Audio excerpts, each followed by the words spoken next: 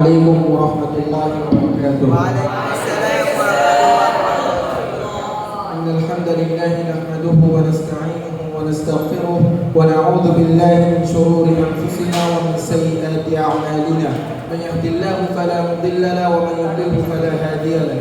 ونشهد أن لا إله إلا الله وحده لا شريك له ونشهد أن محمدا عبده ورسوله الداعي إلى رضوانه وعلى آله وأصحابه أجمعين. قال الله تعالى في كلامه المجيد ادع إلى سبيل ربك بالحكمة والموعظة الحسنة. صدق الله العظيم. আল কোরআন academy মুদাফারাকা section কর্তৃক আয়োজিত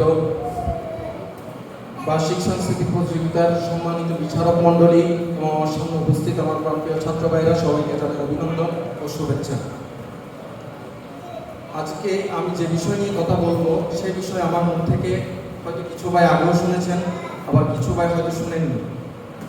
এই বিষয়টি এই জন্যই গুরুত্বপূর্ণ এই কারণে যে আমাদের পিছনে এই বিষয়টা নিয়ে আমাদের পিছনে অসংখ্য মানুষ কাজ করছেন। যেমন আমাদের প্রিন্সিপাল স্যার, তিনি বড় একটি ব্যবসা ছেড়ে এখানে এসেছেন যেন আমরা আমাদেরকে একজন দাঈ আল্লাহ বানাতে পারেন। এমন দাঈ আল্লাহ সমাজে যেরকম দাঈ আল্লাহ দেখা যায় তেমন দাঈ আল্লাহ নন।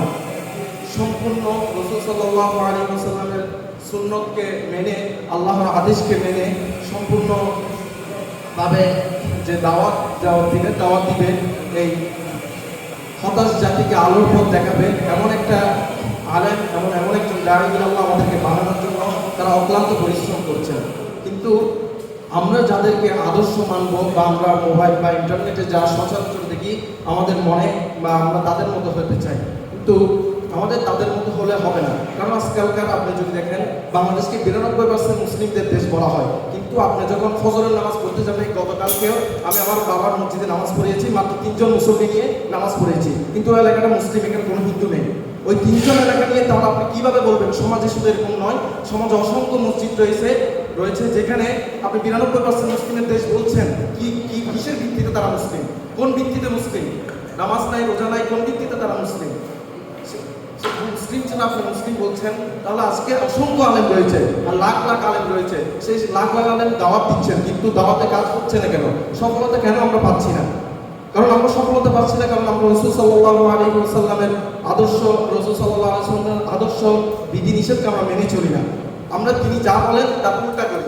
তিনি যা আমাদেরকে আদেশ দিচ্ছেন তা আমাদের প্রত্যেকটা জীবনের প্রত্যেকটা পদক্ষেপ তার কথার বিপরীত হচ্ছে। আমাদের প্রত্যেকটা কথা আমাদের দাওয়াত দিতে হবে, কারণ তিনিই তো আমাদেরকে দাওয়াত কীভাবে উম্মাহকে দিতে হবে, তিনিই তো সর্বপ্রথম এই জাতিকে দাওয়াত দিয়েছিলেন, এই জাতিকে অন্ধকার পথ থেকে আলোর পথে নিয়ে এসেছিলেন। তার সুন্নত বাদ দিয়ে, তার আদর্শকে বাদ দিয়ে যখন আমি এমন একটা আদর্শ নিয়ে, এমন একটা জিনিস নিয়ে আমি মানুষকে দাওয়াত দিব, তখন সেটা কখনো গ্রহণযোগ্য হবে না। আমি আজ আপনাদের সাথে চেষ্টা করব কিছু দাঈ আল্লাহর কিছু বৈশিষ্ট্য নিয়ে আলোচনা করার জন্য। প্রথমত দাঈ আল্লাহ হওয়ার জন্য যে বৈশিষ্ট্য প্রথমত প্রয়োজন সেটি হচ্ছে নিয়ত। আপনার নিয়তকে পরিশুদ্ধ করতে হবে। আপনি আলেম দাঈ আল্লাহ কেন হবেন? আপনাকে মানুষ আল্লামা ডাকবে, বড় মুফতি ডাকবে, আপনি ফেসবুকের সবচেয়ে বড় ভাইরাল আলেম হবেন সেই জন্য? নাকি আল্লাহর সন্তুষ্টির জন্য আপনাদের আলেম হতে হবে?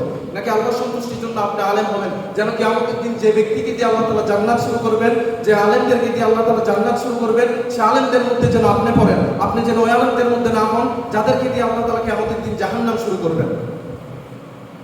আমাদের অসংখ্য আলেম রয়েছে যারা আমরা যে বিভিন্ন জায়গায় স্টেজে গিয়ে দাওয়াত দিই। দাওয়াত দেওয়ার কাজটা দাঈ আল্লাহর উপর আল্লাহ তাআলা রাসূল সাল্লাল্লাহু আলাইহি ওয়াসাল্লাম তার আসবেন না, কোনো নবী রাসূল আর আসবেন না। আমাদের নবী ছিলেন শেষ রাসূল, তারপর আপনার নবী আসবেন না, তার দায়িত্বটা আমাদের উপর বর্তায়। কিন্তু আমাদের দায়িত্ব পালন করানোর জন্য আমাদেরকে টাকা দিয়ে নিয়ে এমন এক জায়গায় সমাজের আজকে বাস্তব চিত্র হচ্ছে সেটাই, যে আমাদেরকে নিয়ে আমাদেরকে দাওয়াত, এবং আমরা এই দাওয়াত আমাদের দায়িত্ব পালন করার জন্য আমরা টাকা ফিক্স করে রাখি। এবং অসংখ্য আলেম যাদেরকে আপনারা মানেন, যাদের আদর্শকে আপনারা চান যে আমি তার মতো হব, এবং অসংখ্য আলেম দাওয়াতের মাহফিলের মধ্যে যায় এই যে এমন টাকা যে তাদেরকে 60,000 টাকা দিতে হবে, 1 লক্ষ টাকা দিতে হবে, অথচ তারা সেই স্টেজের মধ্যে যায় গীবত ছাড়া কেন কিছু করে না। তারা জাতিকে গীবত শিক্ষা দেয়, কিভাবে গীবত করতে হবে। তারা জাতিকে কোরআন সুন্নাহ অনুযায়ী গীবত থেকে মানা করবে সেটা নয়, তারা জাতিকে শিক্ষা দেয় কিভাবে আরেকজন হুজুরের গীবত করতে হবে। সুতরাং আমাদের উচিত যে নিয়ত পরিশুদ্ধ করা, যে আমার জন্য, আমি শুধু আল্লাহর জন্য, এই জন্য যে এই হতাশগ্রস্ত জাতিকে আমি আল্লাহর পথে ডাকবো, যেন আমি নিজেও জান্নাতে যেতে পারি। আল্লাহ তাআলা যেন সেদিন আমার প্রতি সন্তুষ্ট থাকেন। আল্লাহ তাআলা কিয়ামতের দিন এক শ্রেণীর আলেমকে ডেকে বলবেন যে তুমি যাও, জাহান্নামে যাও। তুমি বলবেন, ইয়া আল্লাহ, আমি কেন জাহান্নামে যাবো? আমি তো সারাটা জীবন আমি আপনার পথে মানুষকে ডেকেছি, কেন আমি জাহান্নামে যাবো? তখন বলবে, তুমি সারা জীবন আমার পথে মানুষকে ডেকেছো, কেন ডেকেছো? সে উদ্দেশ্য কি তুমি পাওনি? তুমি কি তোমাকে কি মানুষ বড় আলেম বলে ডাকেনি? তোমাকে কি মানুষ বড় মুফতি বলে ডাকেনি? অবশ্যই ডেকেছে। তুমি তুমি তোমার তোমার অংশ তুমি দুনিয়ায় পেয়ে গিয়েছো, তোমার জন্য আখিরাতে কোনো অংশ নেই। সুতরাং আল্লাহ তাআলা আমাদেরকে আমাদের নিয়ত পরিশুদ্ধ করার তৌফিক দান করুক, এবং আল্লাহ তাআলা আমাদেরকে যেন আমরা আমাদের নিয়ত পরিশুদ্ধ করতে পারি, এবং আমাদের নিয়ত যেন এই জন্য হয় যে শুধু আমরা আল্লাহর সন্তুষ্টির জন্য দাওয়াত দিব। এবং দাওয়াত দেওয়ার ক্ষেত্রে অনেকগুলো জিনিস আমাদেরকে অনুসরণ করতে হবে, অনেকগুলো জিনিস আমাদের মানতে হবে। সেই জিনিসগুলো আরও সময় সংক্ষিপ্ততার কারণে হয়তো বলা হবে না। সুতরাং আমরা দাঈ-আল্লাহ, এই জিনিসটা দাঈ-আল্লাহ হওয়ার, দাঈ-আল্লাহ শুধু আমাদের মাঝে একটা ন্যারেটিভ দাঁড় করানো হয়েছে যে মানুষ বা হুজুরদের কাজ হচ্ছে শুধু মসজিদ মাদ্রাসার মধ্যে অন্তর্ভুক্ত।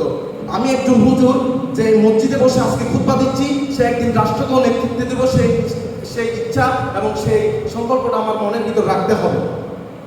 আমি সমাজের প্রত্যেকটা ক্ষেত্রে আমার নেতৃত্ব চলবে, কারণ আমি রাসূল সাল্লাল্লাহু আলাইহি ওয়াসাল্লাম, যারা আজকে পশ্চিমা সভ্যতা, যারা আমাদেরকে নেতৃত্ব শিখাতে আসেন, তাদের নেতৃত্ব তো আমাদের চোখের সামনে। তারা কিভাবে নেতৃত্ব দিচ্ছে?